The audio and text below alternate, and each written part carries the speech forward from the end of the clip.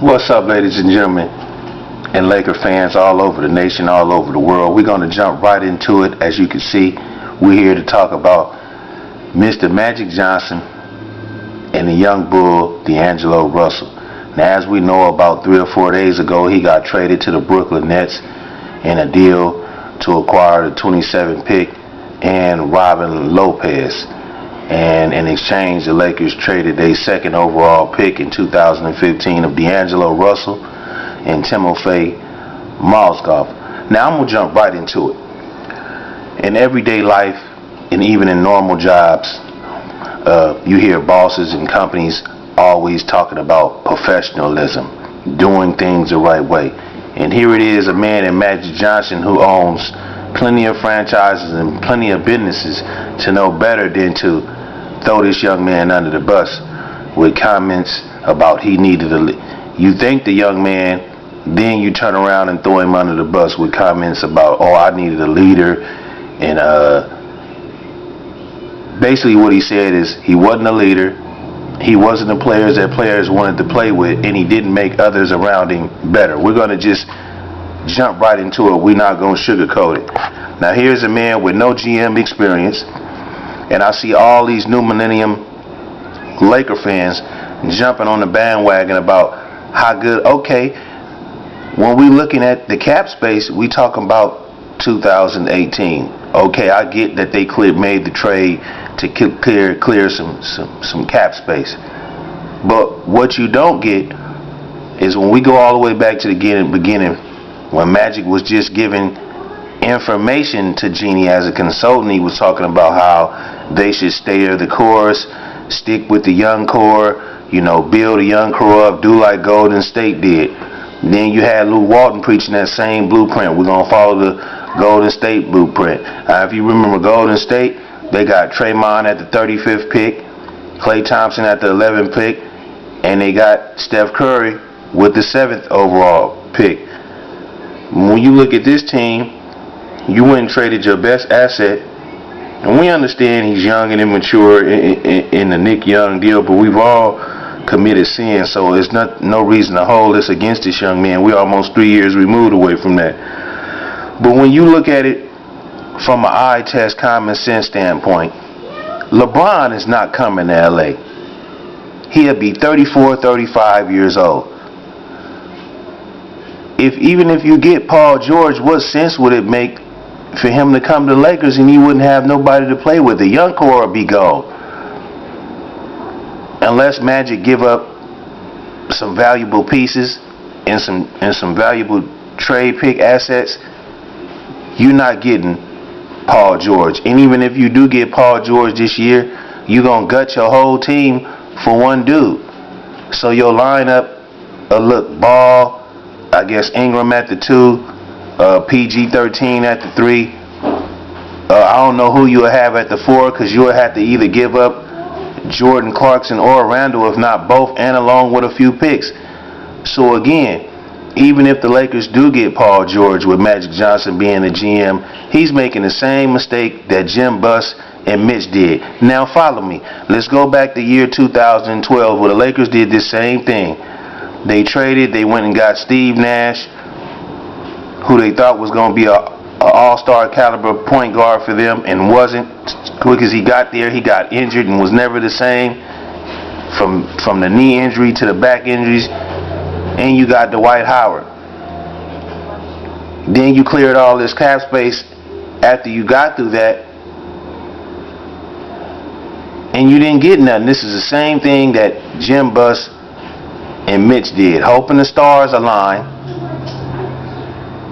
And it's a trash move.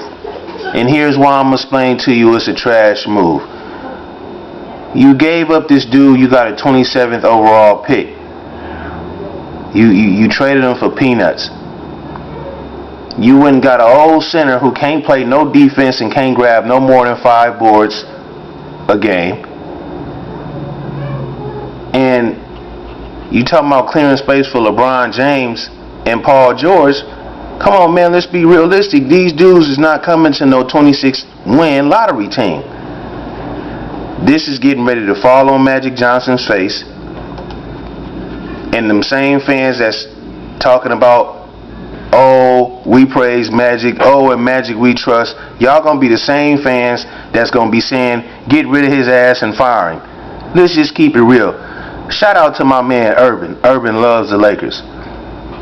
You know, I'll put the link in the description and everything. Also, Mike, Laker Talk.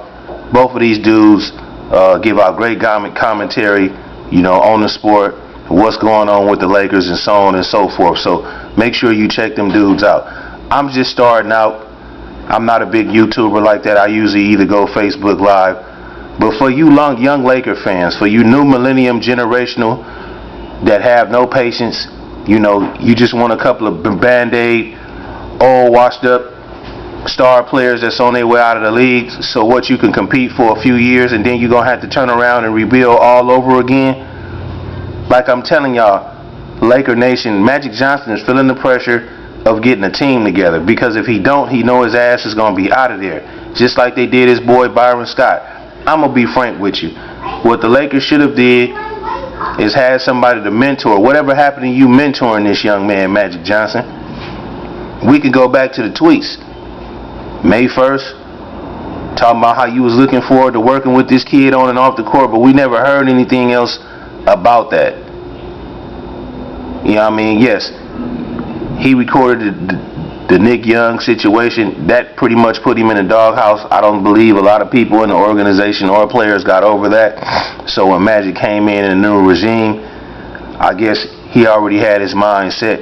But ever since he got traded, I mean, Laker Nation is going out their way to talk bad about this young man. You know, in every post, and it don't make no sense. And this is supposed to be a class act organization. I guarantee you, if any of these dudes came out in any interview as regular basketball players and said the same thing Magic Johnson said, they would be getting fined or be getting persecuted by the media. But here's a man that should know better. You know, once you said we thank him for what he did for us and he's got potential to be an all-star player, you should have just left it at that, Magic. But then to go on and say, well, you know, I needed a leader and I needed somebody the players wanted to play with and somebody to make everybody around them better. Come on, Magic, that's unprofessional, unprofessional on your part, whatever you want to call it, man. But the Lakers have nobody. You basically got a bunch of unproven draft picks that ain't played a lick of basketball on the NBA level, and you went and traded this dude for cap space. We talking about this year. You already worried about next year. See, Magic's mistake is that his ego is so big that he think, well, players gonna want to come play for me because I'm Magic Johnson. But I'm telling y'all, Laker Nation, it's not going to happen. This is going to fall flat on Magic's face. He got a bunch of yes men around him as far as Pelinka and the rest of those dudes. Jeannie Buss is a monarch sex kitten, allegedly. So, I mean, to me, Magic is just here to give you something to get hyped up about for a few years. Get you a LeBron James who will be old and washed up at 35, and get you a Paul George who couldn't even get out the Eastern Conference. Even when he had a good team, he got beat twice in the Eastern Conference by LeBron James. I don't know what Magic's deal is all up under this dude, Paul George, but come on, man, there's other all-stars out there that you could get besides chasing one dude. This was the same thing that Mitch and Jim did. They put all their eggs in one basket and they fell flat on their face, and the result of it is that they're not even in the front office anymore. And this is the same thing that's going to happen to Magic. Old school players understand what I'm saying. If you 35 and above, 40 and above, they understand me. If you want something good in the name of the Most High, the hard road is the toughest road. See, when the Father gives you something, you have to work hard for it. But when you're trying to take the easy road out, the shortcuts look good in the beginning, but at the end of the day, the Father's not going to bless that. He should have stuck with the young core. He should have mentored them, and then once players around the league, as far as your DeMarcus Cousins, your Russell Westbrooks, your LeBron James, your Paul George, your Anthony Browns, and so on and so forth. You know, Jimmy Butlers. When these dudes see that you're improving, then they're gonna want to come and sign. But you can't tell me that if you ESPN is already predicting that the Lakers will only win 35 games this year, and you only won 26 this year. That wouldn't be no much of improvement. I mean, you would have to go from 26 games to at least 45 or 48. You telling me 9 games more out of 82? That means somebody got to go. Magic, you got to go. You talking all this boo-bop about players need to come in 5 to 8% with no body fat and all this and that. But come on, man. You smiled in this kid's face and you turned your back on him, man. And then now you throwing him under the bus and y'all trashing him. What does that say about your organization? This your boy Jay Smitty, Sports Talk, man. I'm going to put the links in the description. You know, but think about it. This is a panic move. This is a dude, Magic Johnson, who, yes, he has businesses as far as the Magic Johnson Theater, and, you know, he's bought some shares into the Dodgers or ownership. But there's other people who actually know the business behind the scene who running these businesses for him. He's just a face and getting paid and collecting a check. This dude don't know nothing about being a GM. You can see from the panic move that he made, basically throwing D'Angelo Russell away for a bag of chips. And all he concentrating on is bringing 2 stars to LA. And I'm telling you right now, ain't no star in their right mind gonna leave the situation that they in, especially a LeBron James, where he can get, it's a cupcake walk to the Eastern Conference Finals, and come to a lottery team who can barely get 26 wins. And now you don't have anybody over there for them to play with, because the young core will be gone. Because you're going to have to gut either Jordan Clarkson or Randall, if not both, along with a couple of other future picks, in order to get Paul George if you get him this year. And even if you get him, what shooters do you have? J.J. Redick and them and free agency this year ain't coming for peanuts. They not coming for no minimum offer of a couple of $1 million. These dudes want to get paid with the way the CB is. That's why I say, man, you young cats who impatient, you know, anywhere from teenagers 12 and 13 on up to probably maybe 19 and 25, don't know nothing about the game of basketball. In order to build something to win championships, it's a hard role of improving and developing your players, not only as basketball players, but as young men off the court. There's no old heads no more putting their arm around these young kids and telling them, hey man, young fella, you can't do that. Hey young fella, this is how you need to be doing it. Hey young fella, this is how you need to be training. There is no more than that. You got young bucks leading young bucks. And these young bucks, you giving young bucks 18 and 19, 20, 22 years old, you putting $1 million and some dollars in their pocket, and most of them ain't never had it, and you saying, oh, well, I want you to be a leader. But y'all not putting anything in place for these young men to be leaders. Magic never mentored this dude. You never heard anything else about the tweet. If you ask me, it was just something for him to look good. Something else for him to put on his resume and his background.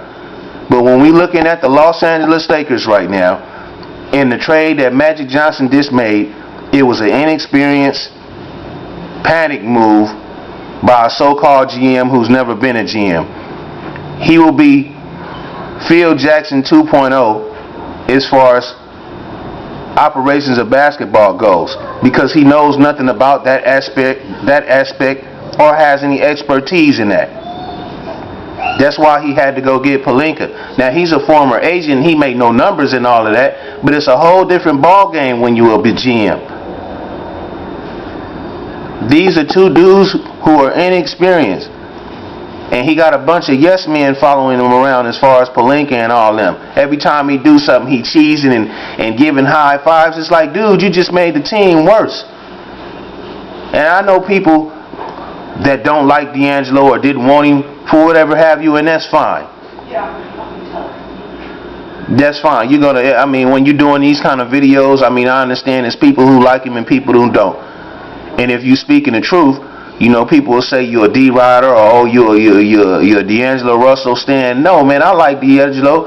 I think he has all-star potential. I will agree and say that his maturity does have to step up, though. You can't be videotaping people, man. You can't be all in social media getting yourself in trouble, man. Get in the gym and work. This is a once-in-a-lifetime opportunity to play a kid's game and get paid millions of dollars for it.